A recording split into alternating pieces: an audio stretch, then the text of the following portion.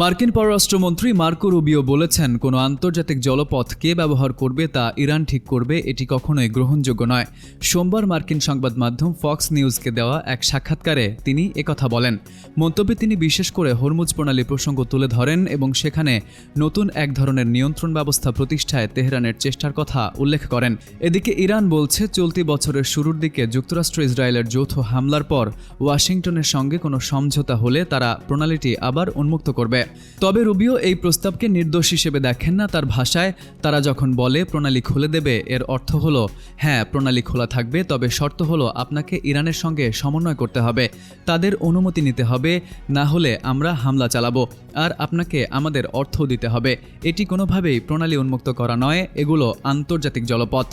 Fox নিউজকে তিনি আরও বলেন, ইরান এমন একটি ব্যবস্থা স্বাভাবিক করে তুলতে পারে না এবং আমরাও তা মেনে নিতে পারি না, যেখানে তারা ঠিক করবে কে আন্তর্জাতিক জলপথ ব্যবহার করবে এবং এর জন্য কত অর্থ দিতে হবে।